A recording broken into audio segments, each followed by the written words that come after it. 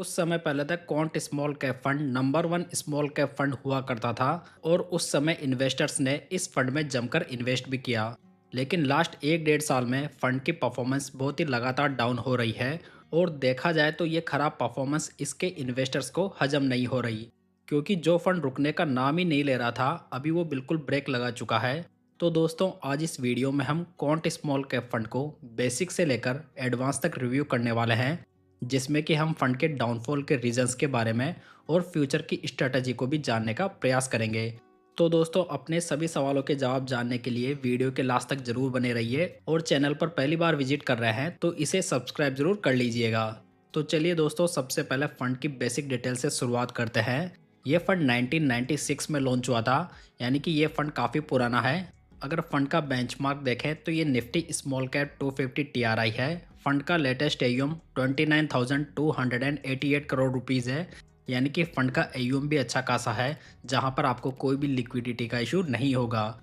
यदि फंड के diet plan का एक्सपेंस रेशो देखें तो ये 0.71% है और कैटेगरी एवरेज का 0.62% है, यानी कि ये फंड आपको कैटेगरी एवरेज की तुलना में थोड़ा महंगा पड़ेगा। दोस्तों, आप इस स्कीम के फंड मैनेजर्स की लिस्ट को यहाँ पर देख सकते हैं, जहाँ पर इन्होंने कुछ फंड मैनेजर्स को रिप्लेस करके नए फंड मैनेजर्स को जोड़ा है। और ये जो फंड मैनेजर्स में बदलाव हुए हैं वो तब हुए हैं जब फंड ने खराब परफॉर्मेंस देना चालू किया है। तो अब ये देखना इंटरेस्टिंग होगा कि ये फंड मैनेजर इस स्कीम से कैसी परफॉर्मेंस निकाल पाते हैं। अगर स्कीम के 10 सालों के रोलिंग रिटर्न्स को देखें तो यहाँ पर 15 से 20% के रिटर्न्स 10 सालों के पीरियड में 33% टाइम्स आए हैं और मोर देन 20% के रिटर्न्स 10 सालों के पीरियड में 67% टाइम्स आए हैं। तो देखा जाए तो यहाँ पर फंड के रिटर्न्स की रेंज तो काफ़ी बढ़िया है, लेकिन यहाँ पर हमें 5 सालों के पीरियड में मिनिमम रिटर्न्स नेगेटिव में 9% दिखा रहे हैं। मतलब कि ये कहा जा सकता है कि फंड के रिटर्न्स में हमें बहुत ही बढ़िया कंसिस्टेंसी तो देखने को नहीं मिली है। चलिए, थोड़ी बेटर अंडरस्टैंडिंग के लिए फंड के रिटर्न्स को इसके बेंचमार्क और कैटेगरी एवरेज से कंपेयर करते हैं। यदि लास्ट 10 ईयर्स के रिटर्न्स को देखें तो ये फंड के 20.50% है और बेंचमार्क के ये 15.72% है। यदि लास्ट 5 ईयर्स के रिटर्न्स को देखें तो ये फंड के 35.58% है और बेंचमार्क के ये 28.62% है। यहाँ पर फंड की रैंक 23 फंड्स में से फर्स्ट रही है, यानी कि पूरी स्मॉल कैप कैटेगरी में फंड की रैंक फर्स्ट रही है। अगर लास्ट 3 ईयर्स के रिटर्न्स को देखें तो ये फंड के 25.82% है और बेंचमार्क के ये 22.64% है। यहाँ पर फंड की रैंक 29 फंड्स में से सिक्स्थ रही है। 1 ईयर के रिटर्न्स को देखें तो ये फंड के नेगेटिव में 1.15% है, जबकि बेंचमार्क और कैटेगरी एवरेज ने इससे बढ़िया परफॉर्म करके दिया है, जहां पर फंड की रैंक 42 फंड्स में से 33 भी हो चुकी है। वहीं पर दोस्तों, यदि लास्ट 6 मंथ्स के रिटर्न्स को देखें तो ये फंड के 11.36% है, जो कि बेंचमार्क के 13.40% से कम है, जहां पर फंड की रैंक 46 फंड्स में से 39th हो चुकी है। तो यदि ओवरऑल देखा जाए तो लॉन्ग टर्म में यहाँ पर रिटर्न्स में कोई भी कंसर्न नहीं दिखाई दे रहा, लेकिन मेन प्रॉब्लम शुरू होती है लास्ट एक डेढ़ साल में, जहाँ पर फंड कैटेगरी एवरेज में काफ़ी ज़्यादा पिछड़ गया है। जहाँ पर हम देख सकते हैं कि लास्ट 6 मंथ्स के पॉजिटिव मार्केट में भी फंड बेंचमार्क और कैटेगरी एवरेज के रिटर्न से पीछे रह गया है। यदि क्वांट स्मॉल कैप फंड का अपसाइड कैप्चर रेशो देखें तो ये 90 है और कैटेगरी एवरेज का ये 81 है। तो यहाँ पर देखा जाए तो फंड का upside capture ratio category average से बढ़िया है। वहीं पर यदि डाउनसाइड प्रोटेक्शन देखें तो ये फंड का 70 है और कैटेगरी एवरेज का 76 है। इसका मतलब ये है कि ये फंड कैटेगरी एवरेज की तुलना में थोड़ा कम गिर रहा है। हालांकि इसके लिए फंड ने कुछ रिस्क मैनेजमेंट किए हैं, जो कि आपको इस वीडियो में आगे पता लगेंगे, जिसकी वजह से यहाँ पर फंड के डाउनसाइड प्रोटेक्शन में थोड़ा सुधार देखा गया है। चलिए दोस्तों, अब फंड के रिस्क रेशियोज पे नज़र डालते हैं। अगर फंड का अल्फा देखें तो ये 4.24% है और कैटेगरी एवरेज का ये 1.29% है। अल्फा रेशियो ये इंडिकेट करता है कि फंड अपने बेंचमार्क इंडेक्स से कितने ज़्यादा रिटर्न्स बनाकर दे रहा है। तो यहाँ पर फंड का अल्फा कैटेगरी एवरेज से तो बढ़िया है, जहाँ पर इसकी रैंक 28 फंड्स में से फोर्थ है। यदि फंड का बीटा देखें तो ये 0.87 है, जो कि कैटेगरी एवरेज के इनलाइन ही है। बीटा रेशियो जो होता है वो किसी फंड की वोलेटिलिटी का मेजरमेंट होता है, जो कि ये बताता है कि फंड कितना ज़्यादा वोलेटाइल नेचर का है। तो देखा जाए तो यहाँ पर फंड कैटेगरी एवरेज के अकॉर्डिंग ही वोलेटाइल है, जहाँ पर इसकी कैटेगरी में 17th रैंक है। वहीं पर यदि फंड का साप रेशियो देखें तो ये 1.01 है। साप रेशियो ये बताता है कि फंड कितने रिस्क फ्री रिटर्न्स बनाकर दे रहा है। तो ये भी फंड का बढ़िया है, जहाँ पर इसकी पूरी कैटेगरी में 5th रैंक है। तो ओवरऑल देखा जाए तो फंड के रेशियोज तो अभी बढ़िया ही हैं, लेकिन कुछ समय पहले तक ये रेशियोज टॉप पे हुआ करते थे। लेकिन यहाँ पर प्रेजेंट टाइम में बैड परफॉर्मेंस की वजह से यहाँ पर थोड़ा डिक्लाइन जरूर देखा गया है।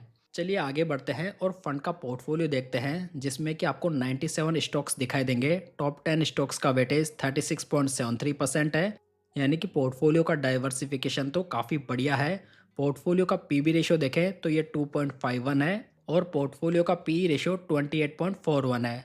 वहीं पर यदि स्मॉल कैप इंडेक्स का लास्ट 10 ईयर्स का एवरेज पी देखें तो ये लगभग 30.10 के आसपास निकल कर आ रहा है। तो यहाँ पर यह कहा जा सकता है कि फंड का वैल्यूएशन तो अभी रीजनेबल है। यदि फंड की प्रेजेंट कैश होल्डिंग को देखें तो ये 5.46% है, यानी कि यदि फंड के पास में 100 रुपये हैं तो उसमें से 5 रुपये फंड ने कैश में होल्ड किए हुए हैं, जो कि इसे मार्केट अपॉर्चुनिटीज़ को ग्रैब करने में मदद कर सकेगा। वहीं पर यदि फंड का टर्नओवर रेशियो देखें तो ये 68.36% निकल कर आता है। किसी फंड का टर्नओवर रेशियो ये बताता है कि फंड मैनेजर पोर्टफोलियो स्टॉक्स में एक साल में कितने ज़्यादा चेंजेस करता है। तो देखा जाए तो फंड का टर्नओवर रेशियो प्रेजेंट टाइम में काफ़ी नीचे आ गया है, यानी कि ये फंड पहले पोर्टफोलियो में काफ़ी ज़्यादा चेंजेस करता था, लेकिन अभी ये चेंजेस काफ़ी कम हो चुके हैं। मतलब कि यहाँ पर क्लियर इंडिकेशन मिल रहा है कि फंड ने अपनी स्ट्रेटजी में बदलाव कर दिया है। वहीं पर यदि फंड का एसेट एलोकेशन देखें तो यहाँ पर लार्ज कैप में 23.63% इन्वेस्टेड है, मिड कैप कंपनीज में ये 1.49% है और स्मॉल कैप कंपनीज में ये 69.09% है। तो दोस्तों यहाँ पर हमें दिखाई दे रहा है कि फंड ने मार्केट वॉलेटिलिटी का असर कम करने के लिए लार्ज कैप कंपनीज में बहुत ही बड़ा एक्सपोजर लिया हुआ है, जिसकी वजह से लास्ट 6 मंथ्स के पॉजिटिव मार्केट में भी फंड के रिटर्न्स बहुत ज़्यादा इंप्रेसिव नहीं रहे। लेकिन साथ ही इसकी वजह से फंड के डाउनसाइड प्रोटेक्शन में थोड़ा सुधार देखा गया है।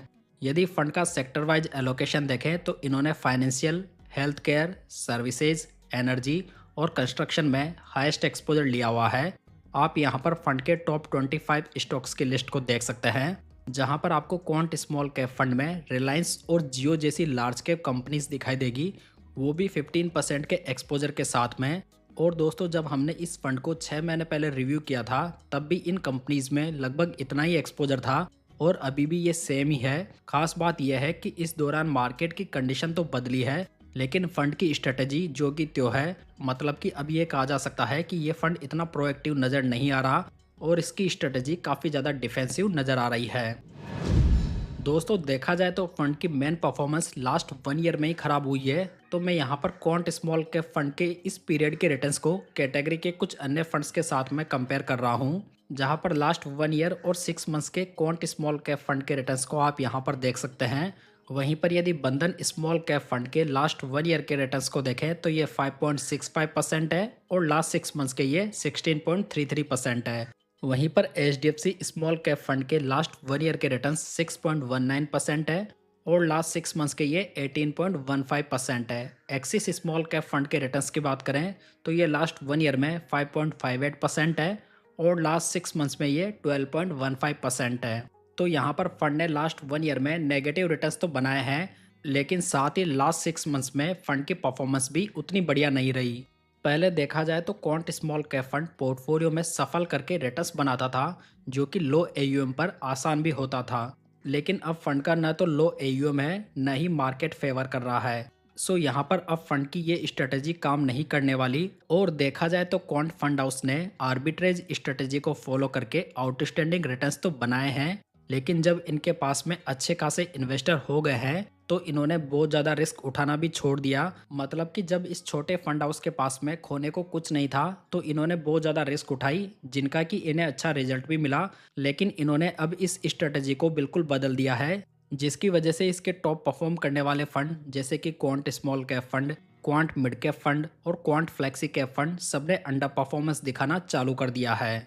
और ऐसा भी नहीं है कि ये फंड हाउस अकेला ऐसा करता है। आपको म्यूचुअल फंड में हर 2-3 साल में एक नया लीडर देखने को मिलेगा, जैसा कि अभी इन्वेस्को और मोतीलाल के फंड काफ़ी अच्छा कर रहे हैं। तो दोस्तों यदि क्वांट स्मॉल कैप फंड की इन फ्यूचर भी सेम ही स्ट्रेटजी रहने वाली है तो यहाँ पर हमें पास्ट के जैसे कोई आउटस्टैंडिंग रिटर्न्स तो देखने को नहीं मिलेंगे। मतलब कि जिन निवेशकों ने इसकी ग्रोथ इन्वेस्टिंग को देखकर इन्वेस्ट किया था उन्हें यहाँ पर निराशा मिल सकती है। हालांकि यदि फंड अपनी स्ट्रेटजी में बदलाव करता है तो यहाँ पर पहले के जैसे रिटर्न्स देखे जा सकते हैं।